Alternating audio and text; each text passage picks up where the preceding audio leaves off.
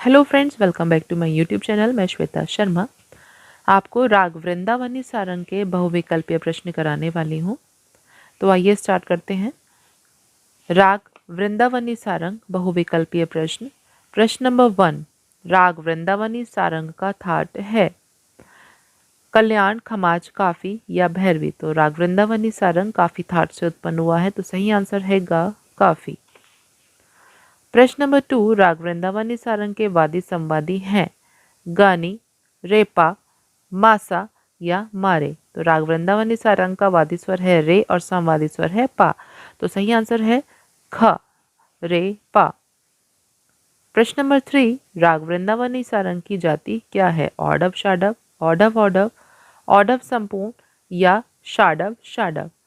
तो राग वृंदावनी सारंग की जो जाति है वो है औडव औडव।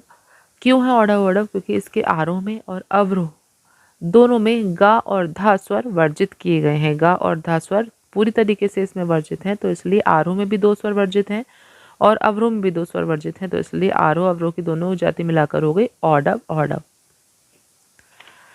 प्रश्न नंबर 4, राग वृंदावनी सारंग का मिलता जुलता राग है तिलंग, सूर मल्हार, काफी या देशकार। तो राग वृंदावनी सारंग का मिलता जुलता राग है सूर मल्हार, तो ख ऑप्शन करेक्ट है। प्रश्न नंबर 5, राग वृंदावनी सारंग का गायन समय है रात का दूसरा प्रहर, दिन का तीसरा प्रहर, प्रातःकाल या दिन का दूसरा प्रहर, जिसको हम दोपहर भी बोल सकते हैं। दोपहर आता है तो भी सही है, रात दिन का दूसरा प्रहर आता है तो भी सही है। तो इसका सही आंसर है दिन का दूसरा प्रहर या दोपहर। प्रश्न नंबर 6, राग वृंदावनी सारंग में किन स्वरों का प्रयोग किया जाता है? गानी, कोमल, दोनों नी मीन्स कोमलनी और शुद्धनी दोनों, केवल कोमलनी या गाधानी, कोमल। तो इसमें हमारे दोनों नी का प्रयोग किया जाता है, तो सही आंसर है ख, दोनों नी। प्रश्न नंबर 7, कथन क राग वृंदावनी सारंग का थाट खमाज है। तो ये ऑप्शन हमारा गलत है, तो क्योंकि खमाज राग का थाट खमाज है और वृंदावनी सारंग का थाट काफी है, तो ये ऑप्शन हमारा गलत है। कथन ख राग वृंदावनी सारंग का वादी स्वर पा है। तो राग वृंदावनी सारंग का वादी स्वर है हमारा रे और संवादी स्वर है पा। तो यहाँ वादी स्वर के बारे में कहा गया है, तो ये वादी स्वर हमारा रे है। संवादी अगर पूछा जाता तो संवादी स्वर पा है, तो ये हमारा ये भी ऑप्शन हमारा गलत है।